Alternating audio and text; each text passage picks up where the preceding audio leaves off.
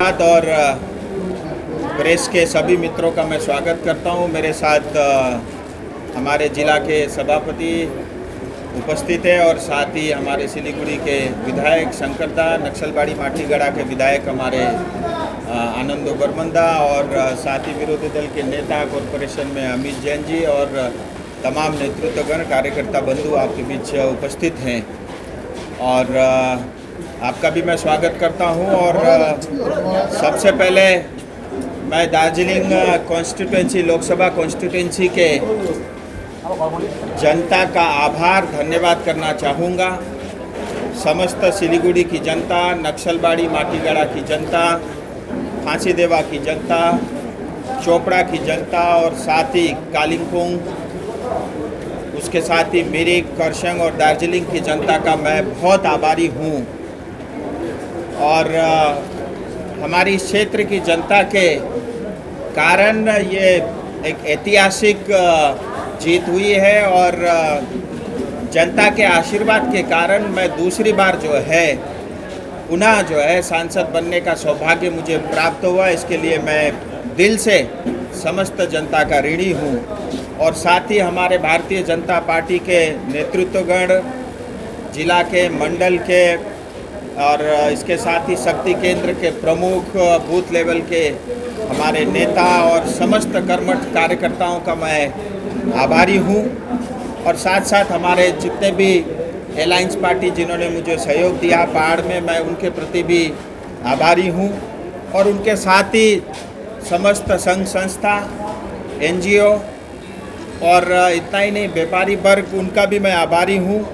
और साथ ही मैं बधाई देना चाहूँगा समस्त पुलिस प्रशासन और इलेक्शन कमीशन के अधिकारी और जो भी लोग उस पूरे प्रोसेस के अंदर में लगे थे, मैं उनके प्रति भी आभार व्यक्त प्रकट करता हूँ। और साथ ही मैं आप सब मीडिया के साथियों का भी आभारी हूँ कि जनता तक सही तथ्यों को आपने रखा और इसके बदौलत दार्जिलिंग जो एक बहुत ही जिसकी अहमियत है, बहुत ही प्रेस्टीज वाला ये सीट है, उसमें दूसरी बार मैं चुना हूँ। और मैं फिर एक बार कहूँगा, मैं जनता के ऋणी हूँ और मैं पार्टी संगठन, हमारे नेतृत्वगण, आदरणीय प्रधानमंत्री नरेंद्र भाई मोदी जी के प्रति भी मैं आभारी हूँ कि सभी लोगों ने, चाहे वो केंद्र के नेतृत्व हो या हमारे राज्य के नेतृत्व हो, उन्होंने मुझे अपनी जनता का सेवा करने का एक बार फिर से मौका मिला।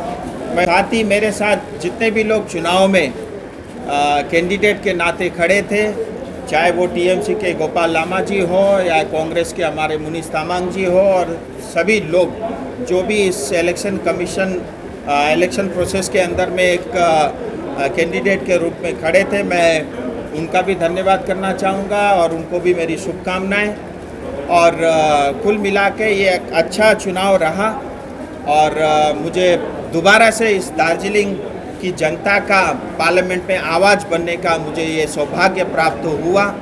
और मेरे जितने भी विधायक दल और हमारे जितने भी पंचायत के साथी हैं, उनका भी मैं आभारी हूँ। उन्होंने भी कम से कम, मैं ये तो कह सकता हूँ, मेरे से ज़्यादा उन्होंने मेहनत किया। और मेरा लक्ष्य बिल्कुल स्पष्ट है, समस्त दार्जिलिंग कॉन्स्टिट्यूंसी को और सिलीगुड़ी को दुनिया का सर्वश्रेष्ठ शहर मुझे बनाना है। और बहुत सारी हमारी समस्याएं हैं, उस समस्याओं का समाधान करना है। और जैसे मैंने बताया, सिलीगुड़ी मैं चाहता हूं कि दुनिया का सबसे श्रेष्ठ शहर बने। उस काम को मैं बहुत तेज़ी के साथ आगे बढ़ाऊंगा। और हम सब जानते हैं दार्जिलिंग की जो आज स्थिति है, आप देखेंगे करीब करीब घूम के बाद दार्जिलिंग प्रवेश करना बहुत कठिन है। जो हमारे टूरिस्ट बाहर से आते हैं उनके लिए तो है ही, लेकिन रोज़मर्रा की चीज़ों के लिए जो लोकल लोगों को वहाँ पे परेशानी उठाना पड़ता है, तो उसका एक पूरा अल्टरनेटिव दार्जिलिंग कालिम्पोंग का प्लान करना है। और स्थायी समाधान के साथ साथ चाय बागान की जो जटिल समस्या है उसका समाधान हो, सिंकोना बागान हो या कनेक्टिविटी को लेकर के जो काम शुरू हुए हैं उसको समय से उसको पूरा करना। और विशेष करके कुछ फोकस एरिया रहेंगे कनेक्टिविटी के साथ साथ हमारी स्वास्थ्य व्यवस्था को ठीक करना, एडुकेशन यानी हमारी शिक्षा प्रणाली को ठीक करना, और उसके साथ ही जो हमारे पढ़े लिखे युवा आज बेरोजगार है उनको रोजगार के अवसर प्रदान करना, और सबसे बड़ी समस्या है पूरे बंगाल की और विशेष करके हमारी क्षेत्र की भी, दार्जिलिंग को भ्रष्टाचार मुक्त करना। ये मेरे कुछ जो है विशेष काम रहेंगे। और एक बात और कहना चाहूँगा आपके माध्यम से, मैं सांसद दार्जिलिंग का हूँ, इसीलिए सभी का सांसद हूँ। न मैं किसी का पार्टी देखूँगा, न मैं किसी का झंडा का कलर देखूँगा, और चाहे वो टीएमसी के हो, चाहे वो सीपीएम के भी लोग हों, अगर उनकी भी कोई समस्या है जिसका समाधान मेरे पास है, मुझे खुशी होगी उस समस्या का समाधान करने में। मेरा सभी के प्रति एक समान व्यवहार और एक समान जो है आचरण रहेगा, यही बात कहूँगा। और जिस वोट के माध्यम से जो ताकत जनता ने मुझे दी है, मेरा लक्ष्य, जैसे मैंने कहा, मेरी जनता के सपने पूरा करना वही मेरा लक्ष्य है। हमारी जनता की आकांक्षा और अपेक्षा की पूर्ति ही मेरा लक्ष्य है, और उसी लक्ष्य को लेकर के मैं आगे बढ़ूंगा। और मैं एक बार फिर कहूँगा, 5 साल बाद फिर हम मिलेंगे, आपको इस बार भी गर्व होगा कि आपने सही व्यक्ति को चुना है और सही कैंडिडेट को जो है आपने एमपी बना करके पार्लियामेंट में भेजा है। इतनी बात मुझे आपके समक्ष रखनी थी। स्वाभाविक रूप से आपके मन में बहुत सारे प्रश्न होंगे। क्षेत्र की स्थायी समाधान ये प्राथमिकता होगा, और उसके साथ ही मैंने कहा कनेक्टिविटी, स्वास्थ्य, शिक्षा और युवाओं के लिए रोजगार, ये हमारी कुछ प्राथमिकताएं होंगी। और मैं फिर कहना चाहूँगा, बहुत सारे केंद्र सरकार के काम चल रहे हैं, वो तेज़ी के साथ आगे बढ़ेंगे। और मुझे ये बताते हुए फिर खुशी है कि आज जो बालासन से जो आर्मी कैंट तक जो रोड बन रहा है, अब आर्मी कैंट से लेकर के सेवक तक फिर 11.5-12 किलोमीटर का 4 लेन का एलिवेटेड रोड बनेगा। और उसके साथ ही जो है 6 किलोमीटर की डीपीआर बन के तैयार हो गई, अप्रूवल हो चुका है। जो सेवक में जो रेलवे का जो गेट है, जहाँ पे अभी बहुत समस्याएं आती है, उससे करीब 300 मीटर पहले 6 किलोमीटर की जो है नया कोरोनेशन का ब्रिज बनने की इसकी स्वीकृति हो चुकी है। रिंग रोड का काम होना है। दार्जिलिंग को पूरा ओवरऑलिंग की बहुत आवश्यकता है, और वहाँ के लिए कई सारे अल्टरनेटिव प्लान पे काम होगा। इसी तरह जो है NH10 के लिए भी अल्टरनेटिव प्लान पे काम चल रहा है। ऐसे तमाम कनेक्टिविटी को लेकर के काम होंगे। और उसके साथ ही छठा जो प्रमुख और सबसे बड़ा मुद्दा होगा, भ्रष्टाचार मुक्त सिलीगुड़ी और भ्रष्टाचार मुक्त दार्जिलिंग बनाना। देखिए, आप पूरे बंगाल में अगर देखेंगे, जहां पिछली बार 2019 में हमारी 18 सीट आई थी, इस बार 12 आई है। और मैं सारी डाटा को बहुत अच्छे से और गंभीरता से देख रहा था।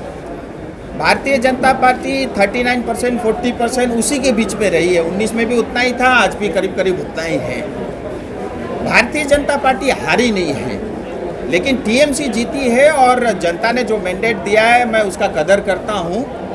और जनता जनार्दन है, और जनता जिसको चाहेगी कुर्सी पे बिठाएगी, ये जनता ने तय करना है। लेकिन टीएमसी जीती है, उसके अंदर में जो इम्पोर्टेड वोट बैंक है, उसका जो है उसके अंदर में नंबर ज़्यादा है। और विशेष करके पश्चिम बंगाल जैसा जो इंटरनेशनल बॉर्डर से लगता हुआ स्टेट है, यहाँ जिस तरह से इम्पोर्टेड वोट बैंक बढ़ रहा है, ये एक गंभीर विषय है। और भारत सरकार को भी इस विषय में बहुत गंभीरता से देखने की आवश्यकता है। और लगातार जो है इम्पोर्टेड वोट बैंक बढ़ रहा है, ये समस्त पश्चिम बंगाल के लिए खतरा है। मैं आपको उदाहरण के लिए बोलना चाहूँगा, मुशीराबाद, जहाँ जो है कांग्रेस के अधीर रंजन चौधरी जी ने 25 साल से लगातार उस क्षेत्र की जनता की सेवा की। आज कोई बाहर से आके आदमी आकर लड़ करके 1 लाख वोट से उनको हरा देता है। न जिनका कोई जनाधार है, न जिनका कोई संगठन है। लेकिन ये सिर्फ इसलिए हुआ है क्योंकि घुसपैठियों की संख्या बढ़ गई है। ये पश्चिम बंगाल के लिए, भारत के लिए खतरा है। भारत सरकार को इसको गंभीरता से देखने की आवश्यकता है। रही बात दार्जिलिंग की, 1,80,000 वोटों से मैं जीता हूँ। और मुझे लगता है भारतीय जनता पार्टी के जितने भी कैंडिडेट जीते हैं उसमें सबसे अधिक है। लेकिन दार्जिलिंग को हमेशा आदत लगी है 4 लाख की, वो नहीं पहुंच सका, ये मैं मानता हूं। लेकिन उसमें बहुत कारण है, क्योंकि हाल ही में जो है म्यूनसिपल कॉरपोरेशन के चुनाव हुए, म्यूनसिपलिटी के भी हुए, पंचायत के भी चुनाव हुए, स्वाभाविक रूप से जो है टीएमसी को और पिछली 2019 की तुलना में ज़्यादा वोट मिला और उन्होंने मेहनत किया होगा, इसलिए मैं उनको उसके लिए बधाई भी देता हूँ। और पूरे पश्चिम बंगाल की अगर मैं बात करूँ तो मैंने इस बार देखा टीएमसी को जिताने में इम्पोर्टेड वोट बैंक एक बड़ा फैक्टर है। दूसरा 2% सीपीएम के वोट टीएमसी को मिले हैं। तीसरा 2% के करीब वोट जो है कांग्रेस के भी टीएमसी को मिला है। ये 4% वोट बैंक जो है सीपीएम कांग्रेस से निकल करके जो है टीएमसी को मिला है, उसके लिए मैं उनको बधाई देना चाहूँगा।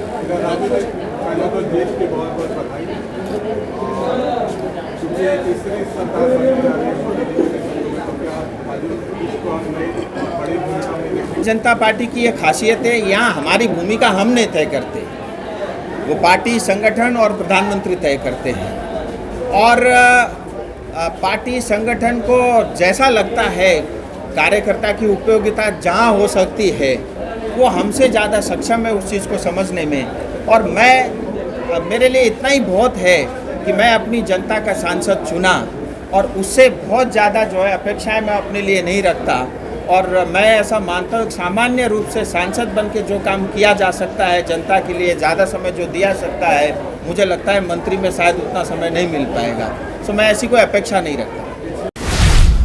के तपाईँ जीएनएम अथवा बीएससी नर्सिङ गर्ने सोच्नुहुँदैछ? त्यसोभए चम्पासरी सिसाबारी स्थित अदान इन्स्टिट्युट अफ नर्सिङ एन्ड साइन्समा आउनुहोस्, जहाँ तपाईँले 3 वर्षमा जीएनएम र 4 वर्षमा 100% प्लेसमेन्टको साथमा बीएससी नर्सिङ गर्न सक्नुहुनेछ। WBNC र WBUHS द्वारा मान्यता प्राप्त अदान इन्स्टिट्युटले उत्कृष्ट सुविधा र स्रोतहरू प्रदान गर्दैछ, जस्तै bank loan, easy instalment, scholarship इत्यादि। टाढाबाट आउनुहुँदैछ भने पनि चिन्ता नलिनुहोस्, यहाँ तपाईले होस्टेल फेसिलिटिज पनि पाउन सक्नुहुनेछ। एडमिसनको निमित्त सम्पर्क गर्नुहोस् 8016235596।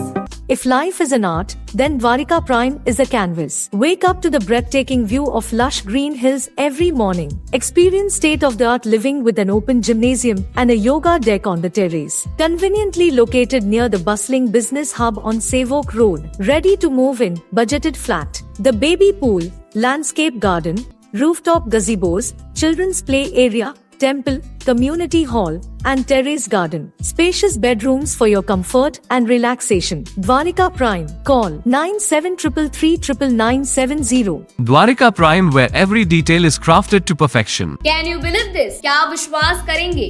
दवाइयों में 22% तक की छूट। जी हाँ, सिलीगुड़ी फार्मेसी हर मेडिसिन में 22% छूट दे रहा है।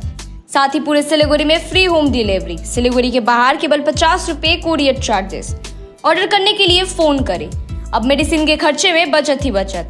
मंडे टू संडे सुबह 7 बजे से रात 12 बजे तक दुकान खुली है और यहाँ 99.9% मेडिसिन आपको मिलेगी।